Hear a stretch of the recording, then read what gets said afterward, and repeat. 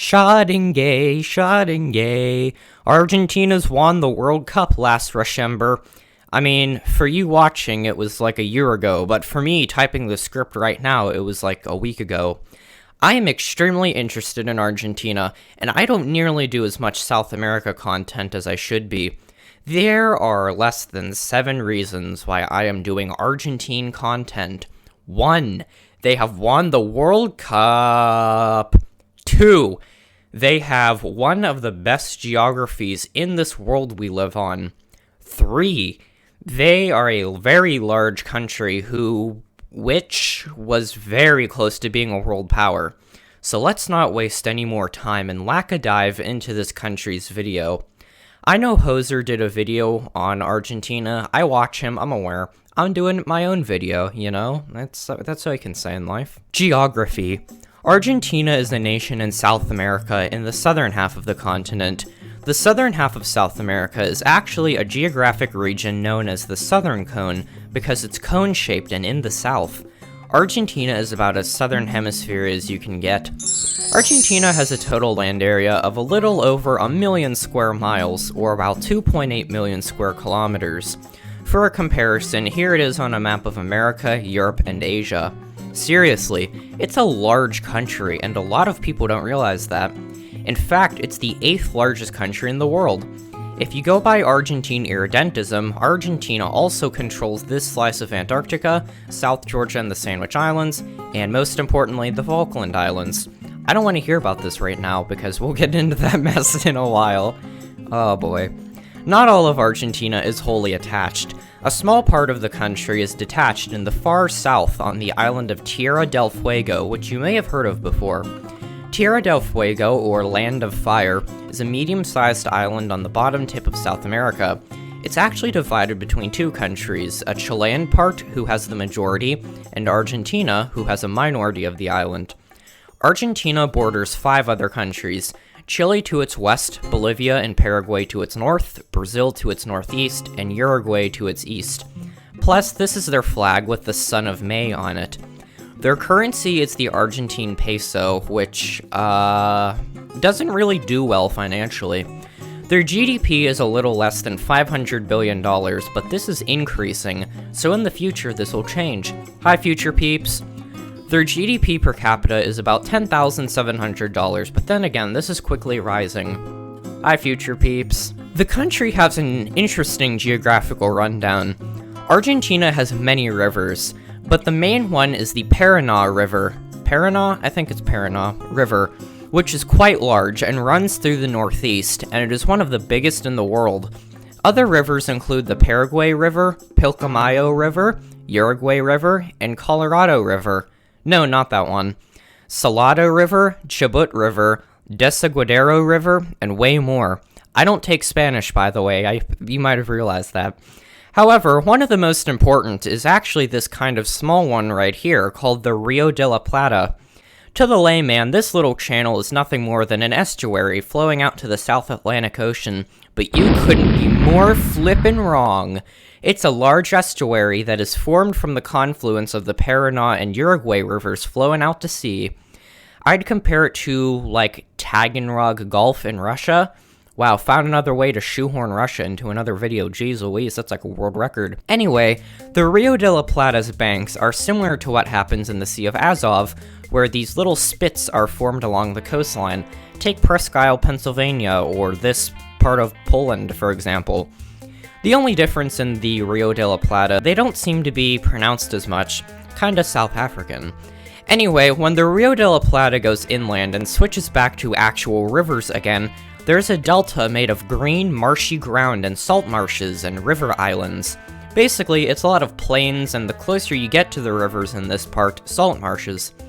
A lot of this doesn't sound so foreign because Argentina has a comparable latitude and climate to places like Europe and America, but trust me, it's gonna get wilder. The land around the Rio de la Plata is what's known as the Pampas region, which is one of my favorite parts of the world.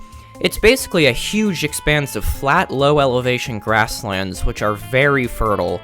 The Pampas region has some of the most productive soil on the Earth, which has made the whole region an agricultural hotspot where just about everything is grown.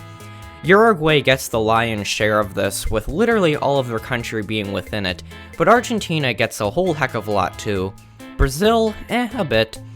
The northern pampas is more subtropical like North Carolina, whereas the southern pampas is more temperate like Pennsylvania. But again, all quite flat and grassy, not fat and sassy.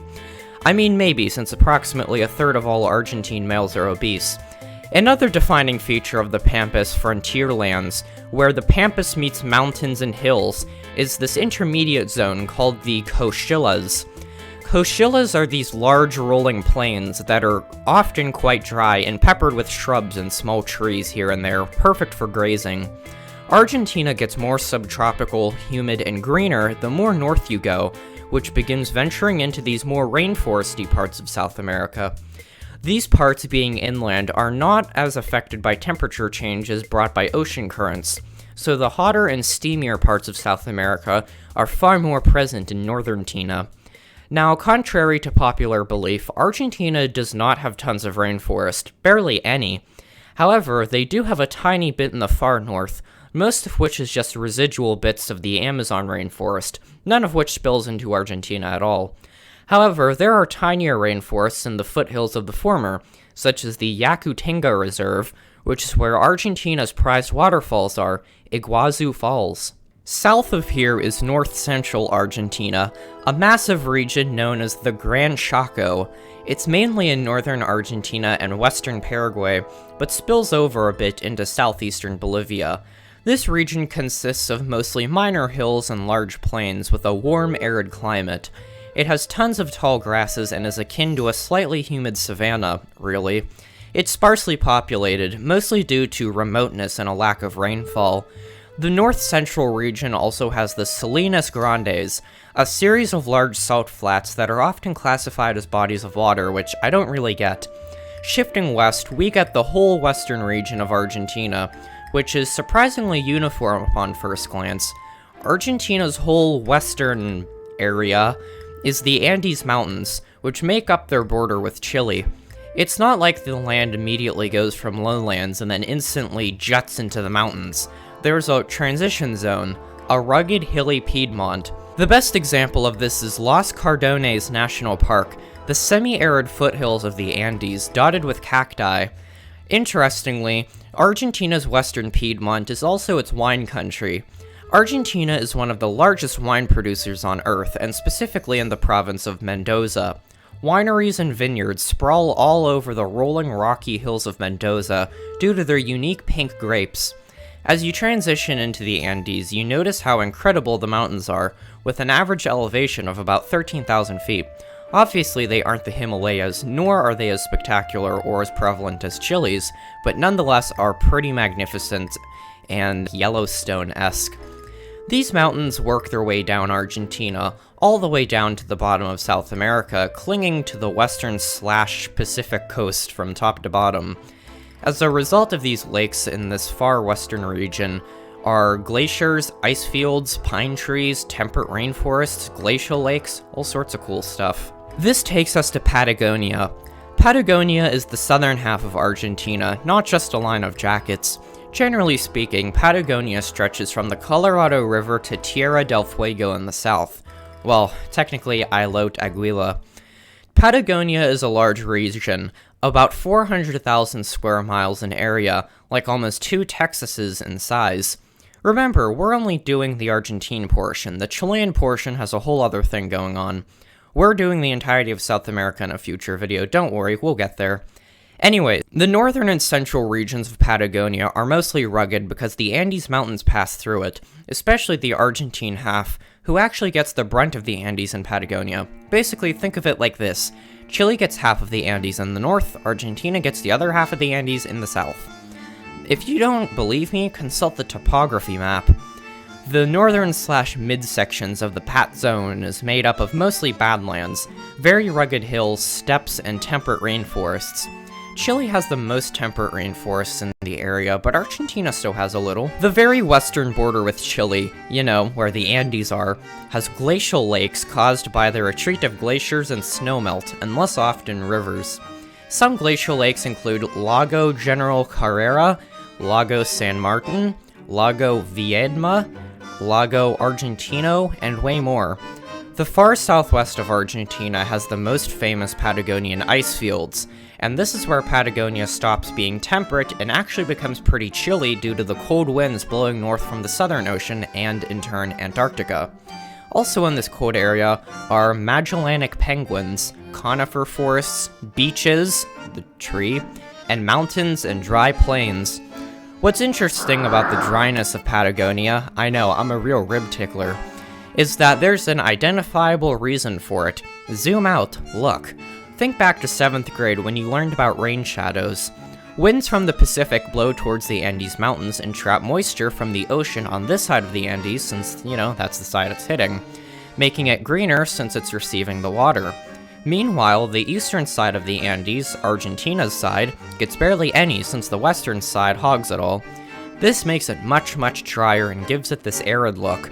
For example, this is how the western half of America works.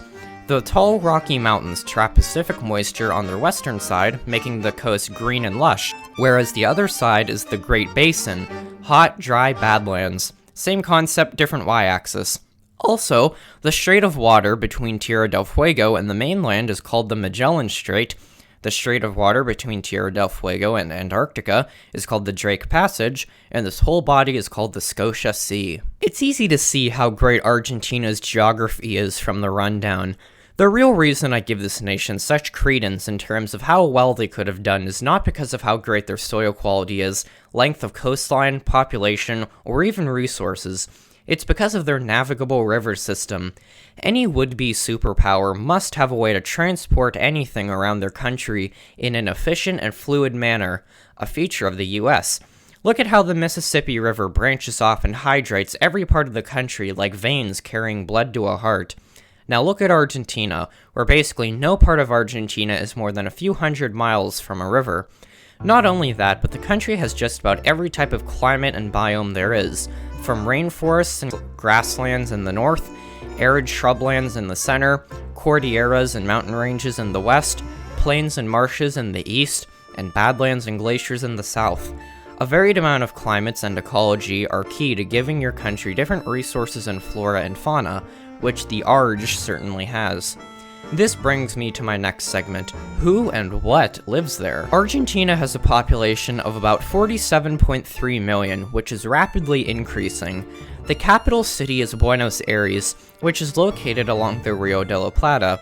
Buenos Aires is one of the largest cities in the world, and actually has twice as many people as New York City, and, according to a few sources, more people than Tokyo. So, large.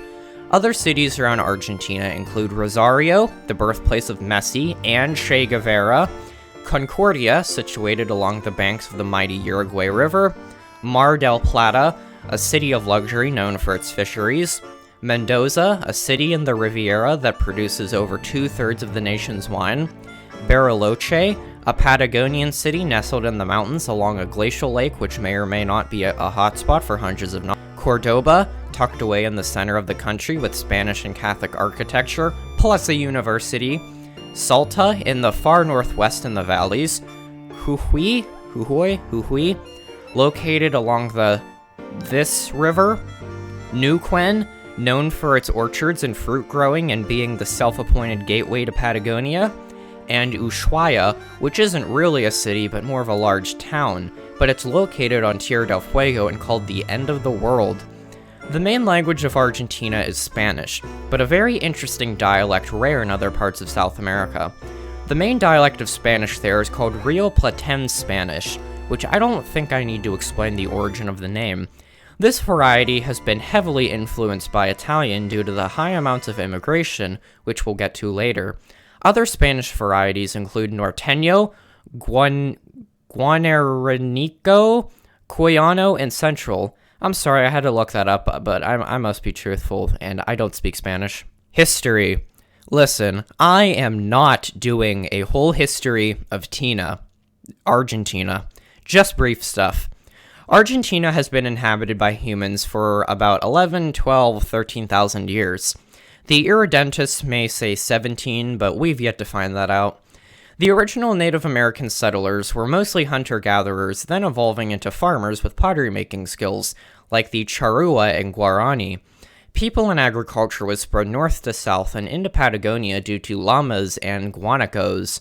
An example of this is the Patagon people, from which the name derives, a race of very large native peoples who were able to withstand the cold temperatures and reportedly would dive into the cold waters and swim around and catch salmon and fish and hunt and all sorts of stuff. Supposedly, some would be like 7 feet tall, but in all likelihood, these were probably only partially true claims describing the Tehuelche or Selknam people. They were even meant to have sailed by canoe to the South Shetland Islands, but come on, use your noggin. Eventually, the Spanish arrived in 1516, when they discovered the Rio de la Plata, founding a small settlement in modern-day Buenos Aires in 1580. This part of the Spanish Empire was still lightly populated by the white man and didn't offer as much, since they were more busy colonizing Mexico or mixing it up with the Incas, whereas Argentina lacked most stuff colonists like, at first. Eventually, in 1776, Argentina had just enough settlers for the Spanish to be like, okay, you get your own colony status, yay! Buenos Aires became, like, the only reason for people to visit the whole southern cone, but when they did, they did. Argentina quickly became a maritime colony. The fact that Argentina lacked most everything is ironically what made it rich. The Argentinites soon put together that rolling, dry, treeless flatland really meant land for grazing. Grazing means animals, animals means meat, meat means food, and food means money. Controlling the Rio de la Plata also means they get to control who gets to go in and out of like a third of the continent. See, things are shaping up. The colony began relying on the grazing of livestock, especially cattle, making them some of the early pioneers of steaks and beef and all sorts of other livestock-related goodies. In identity, they still retain to this day. Argentina's defeat of the British Navy and subsequent capture of the Spanish king during the Napoleonic Wars also helped boost morale and made the Argentines realize that they could hold their own. Soon, their War of Independence transpired, and in 1810, they settled on the name United Provinces of the Rio de la Plata. During the Revolutionary War against Spain, numerous Argentine generals popped up, like Manuel Belgrano, Jose de San Martin, Bernardo O'Higgins, Bernardino Rivadavia, and of course Simón Bolívar. But Bolivar was more of a North-South America guy. These other guys were more South-South America guys. Now that Argentina has independence, it's time for a nice Catholic civil war. Oh, I forgot to mention, everyone is really Catholic here.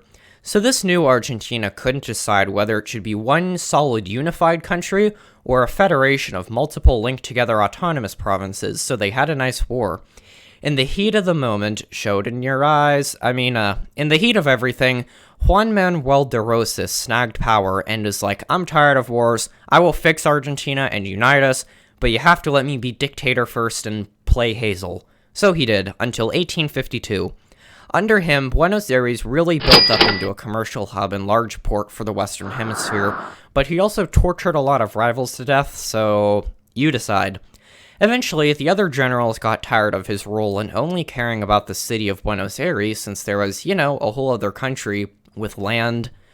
One, Justo Urquiza, overthrew him and defeated his army, implementing a new constitution in 1853, prompting Argentina to have another civil war only decades after their first.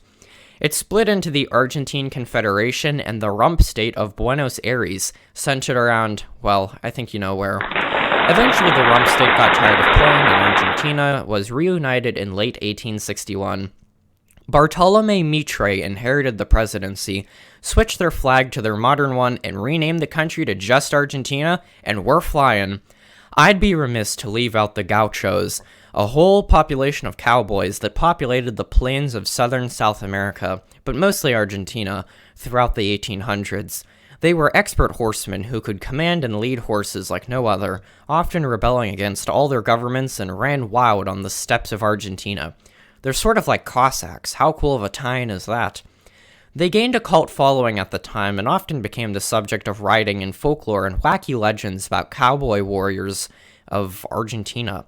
As time went on and industrialization set in, the governments of South America had enough of them and cracked down on their existence, which is kind of sad because they're really cool. Almost right after, in 1864, Argentina got its first test as a country, Paraguay.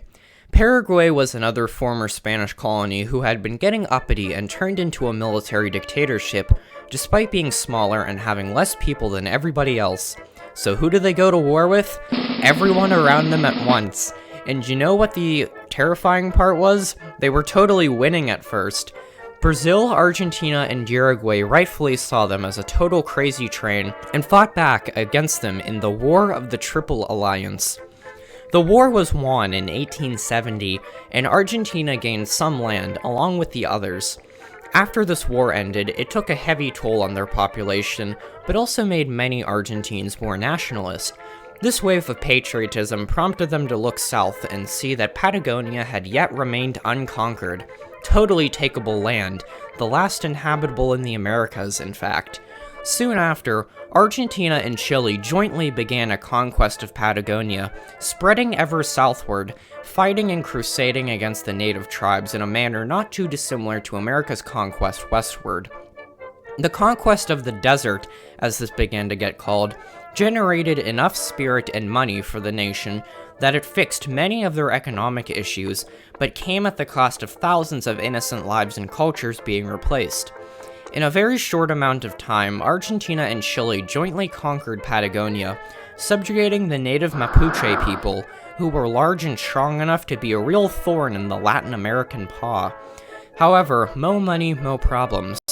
Now with all this new land, Argentina and Chile needed people to fill up this newly annexed large territory, so they did what the rest of the Western world was doing at the time and appealed to European immigrants. From the conquest of Patagonia to the Great Depression, Chile and Argentina, more broadly South America, the rest of the Western Hemisphere included, received millions of European immigrants, not only to work and live in the cities, but also to settle Patagonia with their own self-made communities, which were sparsely populated. Keep in mind everything I'm saying here applies to Chile as well, since both nations share a similar history. Well, similar enough. Argentina received millions of immigrants from Italy, Spain, France, Ukraine, Germany, Wales, and some Jews. However, the Italians really take the cake here. So many Italians immigrated to Argentina during this time that it is now believed about 63% of Argentina is primarily genetically Italian, and Italian was spoken in many parts of the cities for like a long while. These people also brought with them new European ideas at the time, like labor unions and socialist ideals, which helped Argentina's modern political climate be molded. These people, known as porteños, also helped bring new cultural influence, like equestrian activities in the Pampas region, the whole style of tango in Buenos Aires, Latinized cultures surrounding beef and other carnivorous things in the plains, Mediterranean-esque winemaking in the Piedmont, and more. Swaths of Patagonia also became heavily Germanized, Welshified, somehow, or retained more native culture just due to sheer isolation. Due to all this, Argentina began to industrialize their cities while the rural areas remained farmers and joined the civilized world as a major player, and, due to their crazy amount of agricultural exports, was gaining an incredible amount of wealth. In fact, there is so much wealth to be had that they were expected to pass the rising United States in terms of their economy. They made secular education free to all kids, and labor unions began to be popularized. These radical ideas eventually strained their economy, and due to the economic turmoil, a special someone was about to try and fix things. Hitler! No, not Hitler. Juan Perón took power in 1946. He was a military general who was popular amongst the people for facilitating the labor unions and was politically third positionist enough to be installed by the people. I wouldn't say Perón was a fascist per se, but he was something. He was fairly pro-America, but not enough to not let 5,000 Nazis into the country after the war, relocating them to the outskirts of Buenos Aires or San Carlos de Bariloche. Hey, we let them in, Huntsville, Alabama, look it up. So yeah, Argentina was kind of a rat line for Nazis after World War II, but hey, so was most other countries in South America at the time. Chile, Brazil, Uruguay, and Paraguay were all big fans too. But come on, does this guy look like a supporter of the Axis? Under his rule, he tried to make Argentina self-sufficient and reduce dependence on the rest of the Western Hemisphere, which kind of worked, but also kind of made the Argentine peso lose 3/4 of its value. From the late 1950s to early 1970s, Argentina went through a series of frequent coups, not helped by the fact that he died in 1974, so his wife Isabel took over. It was obvious she had no idea what she was doing, and the economy was in such a wacky shape at this point, so in late 1976, there was yet another military coup by Jorge Rafael Videla. Videla was a weird guy, and will be in a future video, but he organized right-wing death squads, tortured communists to death, and stole babies. He was succeeded by one General Viola, who was in turn overthrown by another dictator just before Christmas 1981, named Leopoldo Galtieri. Galtieri decided to fix Argentina's awful economy by going to war with the United Kingdom over the Falklands Islands, starting the Falklands War, which you probably heard about. Galtieri claimed Argentina must annex the Falkland Islands and South Georgia and the Sandwich Islands, which were small island territories of the UK and populated by Brits. Well, one was. This grueling war lasted from April to June 1982 between Galtieri and Thatcher, and eventually the UK won and Argentina further spiraled into sadness. Democracy was returned in 1983 with the election of a social democrat, Raúl Alfonsín. Under his rule, Argentina began to soften, and he tried his earnest to get Argentina back on its feet and to get the rest of South America to look at it better, sort of like Adenauer in Germany. He also oversaw the previous military dictators I've rattled off get sentenced to prison, so an actual junta got resolved. Wow, that's rare. In 1991, Argentina was one of the founding members of Mercosur under President Menem, a trade bloc and multinational customs union amongst the countries of South America. Also, Mexico and New Zealand get to sit on their meetings. I'm not kidding you, Google it. Since then, Argentina's gone down a pretty regular path. Their population is greatly rising, but their peso is, not. They've had the typical presidents since then, like the Kirchners, Macri, Fernandez, and the other horsemen. Since then, they've remained a firm US ally and a friendly but still unpredictable rival of Brazil. I hope Argentina pulls out of their slump, because if they do, what they can offer to the world is fully used. God knows what they could accomplish. They're literally just a more vertical version of the US, and that's scary. You never know what those vertical countries are up to, never know what they're thinking, and I wouldn't want it any other way.